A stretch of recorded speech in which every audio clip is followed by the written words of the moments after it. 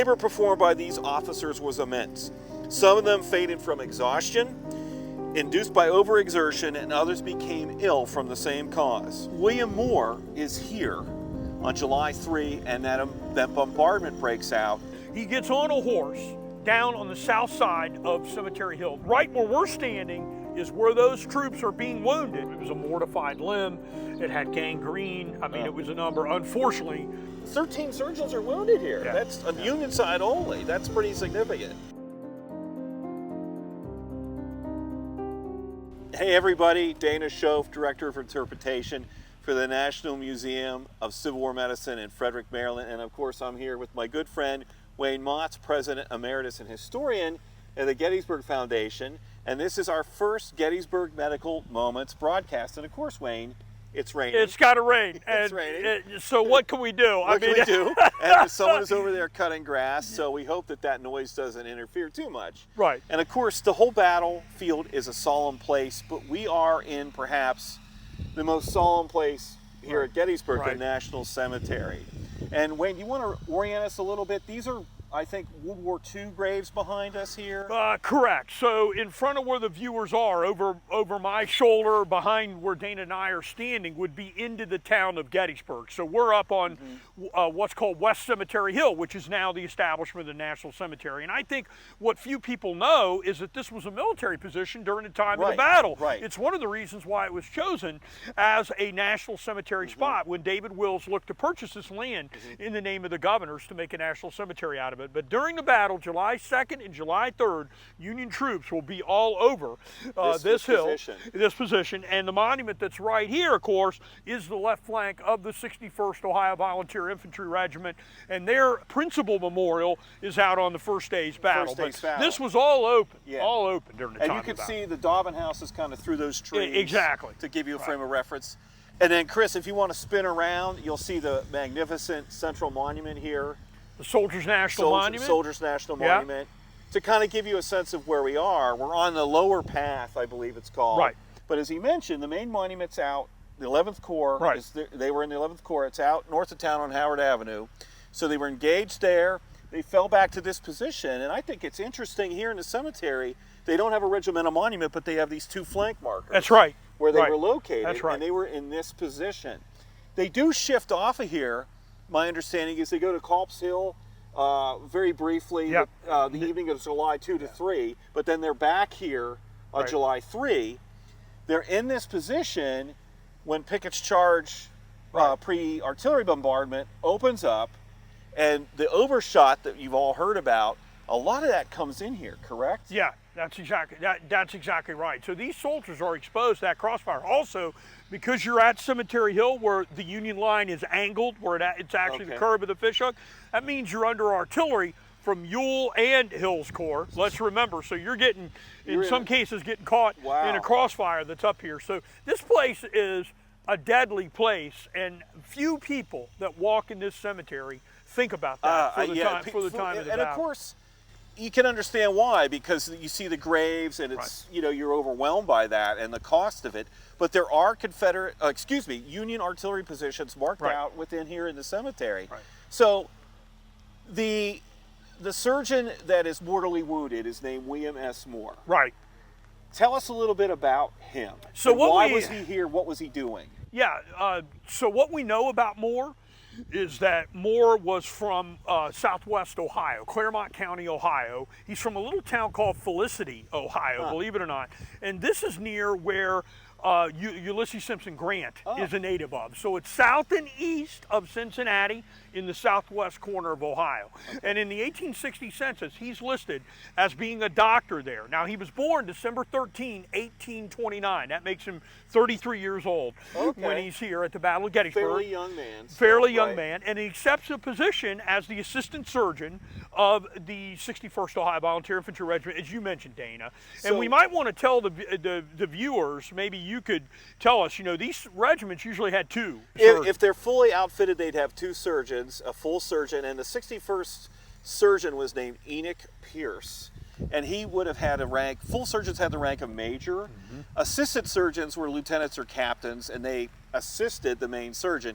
Of course, some regiments operate with one or the other or both, but this 61st Ohio was fully equipped, if you will, with the surgeons here at Gettysburg. They had both of them.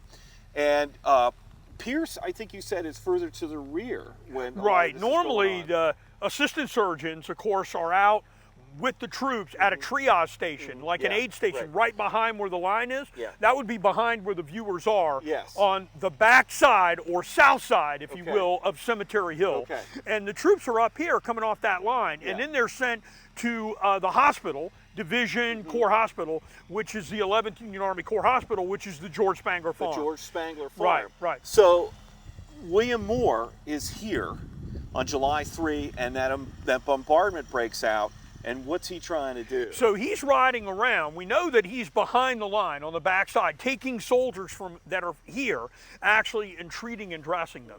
He gets on a horse down on the south side of Cemetery Hill, near the Catherine Gwynn farm, which was an original farm right near Meade's headquarters. And it no longer stands. That's right. It was taken down some years ago. He got on his horse, and then an artillery shell overshot came in on July 3rd and struck him in the left thigh and did some very, very bad damage. Wow. And he calls for Enoch Pierce. He actually sends to Pierce to come out, and Pierce says in a letter that in 15 minutes he was at his side, which makes sense because that's pretty close to where the Spangler Farm is. He does rush his aid. Unfortunately, for Moore, because of the cannonade and then Pickett's charge, he has to stay wounded in the Gwynn house until they can get him over at the Spangler Farm. And for what I've read, I mean, shells are actually striking. It was a log house, I believe, and shells are striking it. It was hit about 13 times, from what we know. And we have a claim, Captain Gwynn, there was a claim. The house dates clear back before 1800. I mean, it's an old piece of property here at Gettysburg.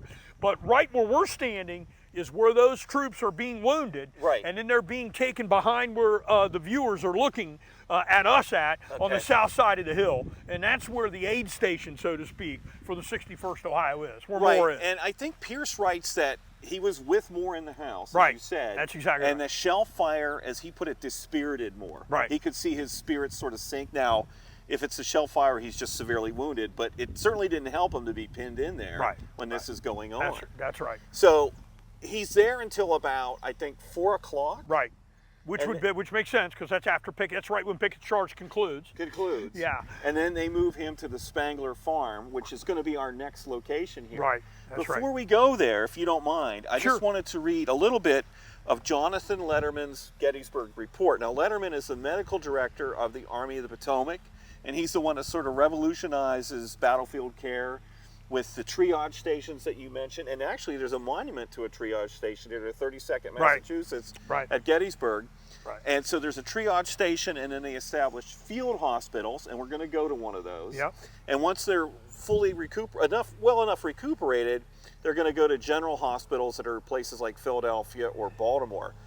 I would say that Letterman's system works as well as Gettysburg as it does anywhere else, because it's a fairly easy battlefield to remove wounded from, if you will, because it's cultivated and cleared and a lot of good roads.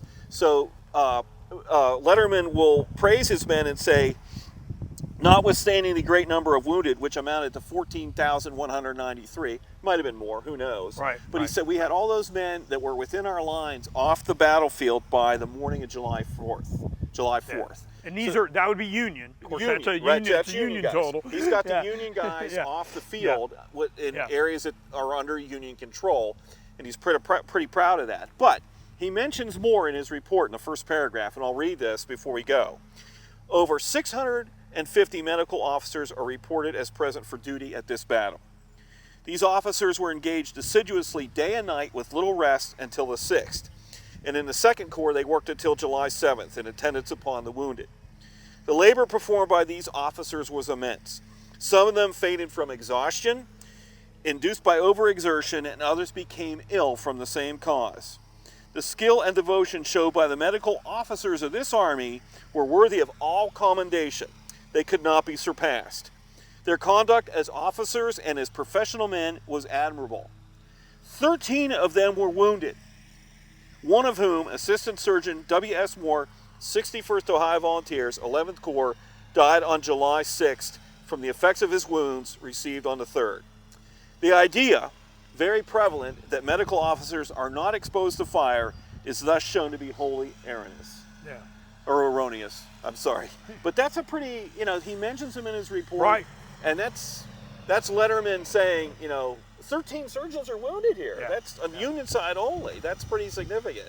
So what I think we should do now, maybe, is you want to go to the Spangler Farm and check it out there? Yeah, I do. Before we go, though, I want to say one thing about Absolutely. what you just said, because Ohio put a book out after the Civil War called Ohio in the War. Okay. And in that book, they listed 42 Ohio surgeons that died in the Civil War. 42 of them just from the state of Ohio. Wow. 3 of them were killed in battle, and the rest died of disease or sickness or exhaustion, what you're talking about. Right. Because they worked basically Yeah. around the clock. So if we took that from New York, we took all the different states and added it together, tremendous amounts. And that doesn't count the men wounded that you just mentioned. Right, you yeah. just mentioned 13 surgeons amazing. wounded. Yeah. So we can't stress this point enough to the viewers. Right. And I just wanted to bring that up because it's an interesting point. It is an interesting point. And again, just as people come into cemetery and they don't think about action taking place here, incoming artillery fire, outgoing artillery fire, you don't think about surgeons getting killed or wounded in these engagements, but they do. And almost every battle, there are some that are killed or wounded. And also, Letterman mentions in his report, there were a number of soldiers in the ambulance corps who were also struck and killed and wounded here, getting men off the field. Yeah. So they're exposed to danger as well.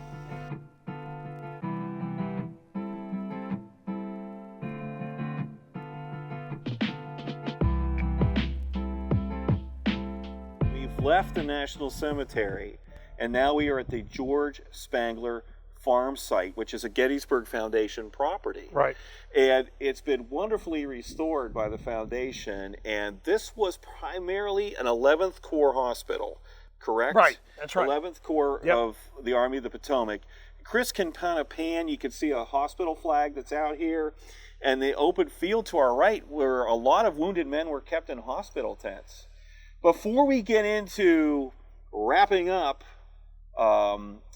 Surgeon Moore's story, briefly, Wayne, how long has the foundation owned this property? And it was in pretty bad shape when you got it, right? Oh, absolutely. So thanks to the Gettysburg Foundation, this farm, which is about 80 acres, it's the 11th Union Army Corps Field Hospital during the time of the battle, was purchased in 2008 from family members who had owned the farm clear back to 1953. Wow. So this farm, George Spangler's family owned it over 50 years, and the owners we brought it off of owned it more than 50 years. Wow. So it had 2 owners for about 100 and some years. The history of the property goes back a lot further than that. The barn here behind me dates to the 1850s, but the Gettysburg Foundation purchased this property with the help of our great donors and supporters for $1.8 million in 2008, and it was in very, very bad shape. Right. And I think today, and the staff here would probably have to correct me if I'm wrong, but I think it's just under $5 million of total money that has been put into it. So the 1.8 plus the rehabilitation, the house, the summer kitchen, the barn, and the smokehouse, 4 original pieces.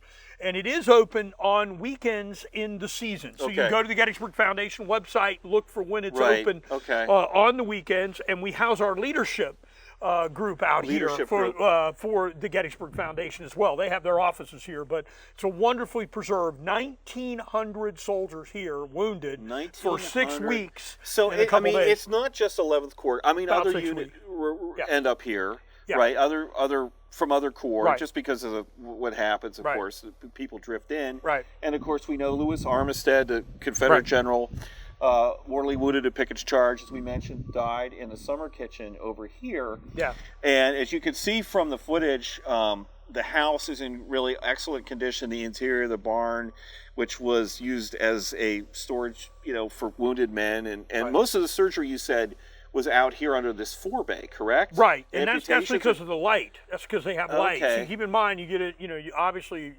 as you know, you get inside where the barn is. It's hard for the surgeons to see. Yes. So you've got under cover of rain. It rained after the battle, like it is today. So it's today. very appropriate. Chris, our cameraman, is behind in the rain. Poor Chris. We're under the eaves. Chris is out in the rain. we will say that you're right out here. I mean, and it was, and we say that because it's raining today, and we're shooting this video. But the conditions were really Bad, bad. yeah. Carl Schurz talks about coming out here, 11th Army Corps General, Yeah. about just the road, just the pouring rain that's here for immediately after the battle. So yeah. you've got light and you've got some cover. So the operating tables would have been out here, but in the barn, both on the lower floor and up on the threshing floor, up Right. above us, packed with wounded Packed soldiers. with 1,900 guys. Right, Wow. and we also had an artillery reserve out here, so not just the hospital, but the Union Army Artillery Reserve. Lots of activity. Was out of here over my left shoulder, over the right of that screen, because the George Spangler farm is in between the Union line. Powers on a couple Hill's roads. over here, Correct. basically, Right. and that's a Union artillery. And Powers Hill, yeah. this farm was 166 acres in the battle. It's only 80 acres today. Okay. So Powers Hill was actually owned by the Spanglers. Oh, my goodness. They owned it. So here, and the Granite Schoolhouse, I didn't realize which was an that. aid That's station, amazing. was also The Granite was Schoolhouse. also that. It looks like the Spanglers probably gave the land to create the schoolhouse. Okay. But Granite Schoolhouse Lane wasn't around until probably 1861 when the schoolhouse opened. Still pretty recent country road here. Exactly, but it's right. Unfortunately for Mr. Spangler, whenever you talk about location at Gettysburg for hospitals, when you talk about selling your house, what is it? Location. Right. Unfortunately, this poor guy has got a perfect farm, flat and level, adjacent to two roads, the Baltimore Pike and the Tonytown Road. So there's a lot of guys brought here. One of the guys brought here after he gets out of the Catherine Gwynn log house is Surgeon William Moore. Right. And he was penned in there, as we mentioned, by this tremendous artillery barrage before Pickett's charge, which abates about 4 in the afternoon, and then Enoch Pierce, the main surgeon, gets him brought here. Right. Correct. Right. So he had no amputation, there was no additional procedure performed on him. It doesn't appear so. The pension record and a letter from Surgeon Pierce talks about how it was a mortified limb, it had gangrene. I mean, it was a number. Unfortunately, it looks like the wound would not allow, or they were not able to do an amputation of it, or they didn't think he would survive it, and he didn't survive anyway, unfortunately. We know he dies out here on July 6th, 1863, and he would have been buried in the cemetery here. We have a map of where that is, just south of the house, just south of the house, and so just on the other side. It's on the other side. It's on the other side of the house, south of the house, and the Union burials, most, not all, were taken to the National Cemetery. The Confederates were here for some time, but then they too were removed. As far as we know, all the bodies were removed. And you had mentioned Surgeon to me, Moore, though, he had two brothers-in-law. His wife was named Sarah, and her two brothers, I believe their last name was Fee, came out to retrieve his body, and they left some record of that. And they said they came here, found out he was at the Spangler farm, and they put him in what they called a tin case, which would have been a tin coffin, which were not uncommon at the time. Some of them actually had glass viewing ports, basically over where the face of the interred would be located. You were mentioning for railroad transport out of here, the railroads required all bodies to be in sealed cases. Right, and they had to be embalmed. Embalmed. So you embalmed the bodies, and you had to seal them off. So whether there was a wooden outside case or not, you had to have some sort of sealed case. Armstead's body was taken out of here, and there's a reference. It was a zinc coffin with an outside common case. That's how it's described. So we know that had to be done. Those metal coffins were fairly common, and tin was probably cheaper than zinc, I'm guessing, but I don't know. But that's what they called it, a tin case. It could have been zinc. And the brothers-in-law said that they were on the battlefield for 2 days to get this procedure accomplished, to get them on a train and get them back home. And the one brother wrote that the whole time they were here, they never saw anyone cry, and it seemed like the whole region was in a state of shock still, which is not hard to understand. Moore's wife, Sarah, they have 2 kids. Like you said, he was 33. He's not very old. Yeah. She will never remarry. And according to some accounts, wears black in the rest of her life. She's in mourning, and she'll actually eventually move in with her parents because she can't sustain herself, and she will move in with her parents. She gets a pension, widow's pension of $17 a month, and $2 a month for each kid until they turn 16. Right. And I think she dies in 1907, I think is when she passes away, as widow Sarah. But you've seen his, I believe you've seen his grave, or am I wrong about that? Well, I haven't seen it personally, but he's buried in the Felicity Cemetery in Clermont County, Ohio. Okay. So is his wife.